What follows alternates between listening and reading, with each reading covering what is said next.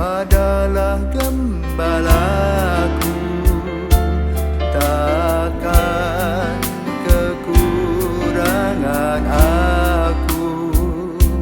Ia membaringkan aku di padang berumput hijau. Saudara-saudaraku terkasih, selamat pagi. Salam jumpa lagi dalam Sabda Siap Saji Selasa 28 Juni 2022, di mana kita memperingati Santo Irenaeus, uskup dan martir. Marilah kita berdoa dalam nama Bapa, Putra dan Roh Kudus. Amin. Allah pokok damai sejati, berkat bantuanmu, Uskup Santo Irenaeus berhasil mempertahankan ajaran yang benar dan meneguhkan damai bagi gereja. Semoga karena pertolongannya kami dikuatkan dalam iman dan cinta kasih, sehingga selalu memperhatikan kesatuan dan memajukan kerukunan. Demi Yesus Kristus Putramu dan pengantara kami, yang hidup dan berkuasa bersama Bapa dalam persekutuan Roh Kudus sepanjang segala masa. Amin. Tuhan bersamamu dan bersama rohmu. Inilah Injil Yesus Kristus menurut Matius. Dimuliakanlah Tuhan. Matius bab 8 ayat 23 sampai dengan 27. Pada suatu hari Yesus naik ke dalam perahu dan murid-muridnya mengikuti dia. Sekonyong-konyong mengamuklah angin ribut di danau itu, sehingga perahu ditembus gelombang, tetapi Yesus tidur.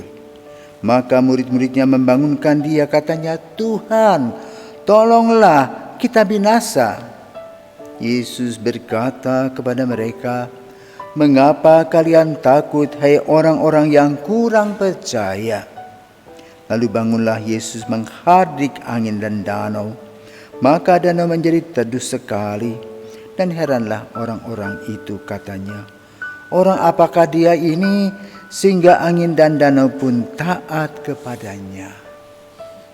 Demikianlah sabda Tuhan, terpujilah Kristus. Saudaraku terkasih, bacaan dari Injil Matius yang menggambarkan para murid sedang berada di danau, di dalam satu perahu dengan Yesus, dan ada fenomena alam sehingga ombak begitu besar dan mereka nyaris tenggelam, mereka takut. Maka bacaan ini diambil untuk merefleksikan tentang hidup dan situasi dari Santo Irenaeus yang menjadi uskup Lyon. Irenaeus adalah murid dari Santo Polikarpus. Santo Polikarpus juga murid dari Santo Yohanes. Jadi dengan kata lain, cucunya lah dalam pengajaran. Dia kemudian diutus ke Lyon, dan waktu itu uskup yang terdahulu, Pontianus, itu dibunuh menjadi martir. Sementara saat itu Irenaeus sedang pergi ke Roma bertemu dengan Paus, dan tentu melaporkan apa yang terjadi di sana. Ternyata di sana ada yang terjadi adalah gerakan atau ajaran dari Gnostik yang menggambarkan bahwa dunia ini diperintah oleh malaikat dan bukan oleh Tuhan. Bahwa hidup manusia itu hanya ya sementara, tetapi tidak berpusat pada Tuhan sendiri.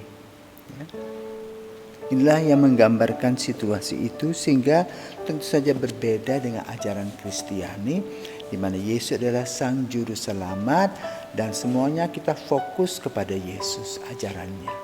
Karena itu ajaran Yesus tidak memakai tempat-tempat tersembunyi. Dia berbicara dengan siapa saja di depan orang dengan terbuka. Dan itulah sabda yang menyadarkan kita akan kekeliruan kita dan kesalahan-kesalahan kita, dan juga tekanan kepada orang-orang yang senantiasa berbuat baik untuk terus dilanjutkan. Tentu kegigihan dari Santo Irenaeus ini banyak tantangan. Pada akhirnya memang dia kemudian dibunuh menjadi martir sekitar tahun 202. Maka Injil, kembali kita pada Injil. Injil mengatakan apa? Yesus menghadik gelombang pasang itu. Maka gerakan dan ajaran Gnostik itu juga dihadik, boleh katakan lenyap, dan kembali ajaran yang benar. Sebagaimana Yesus berkata, akulah jalan, kebenaran dan hidup. Yaitu apa?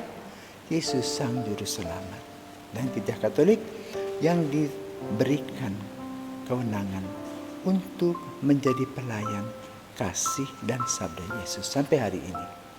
Karena itu mari saudaraku terkasih, kita senantiasa berdoa agar gelombang-gelombang dalam kehidupan kita, khususnya dalam kehidupan menggereja, tidak datang mengamuk, tapi hanya riak-riak saja, sehingga gereja yang berjalan seperti kapal yang menembus lautan tetap dapat mewartakan kabar gembira. Kristus, Sang Juru Selamat kita, Ia telah wafat, Ia telah bangkit, Dia menyelamatkan kita. Santo Irenaeus, doakanlah kami.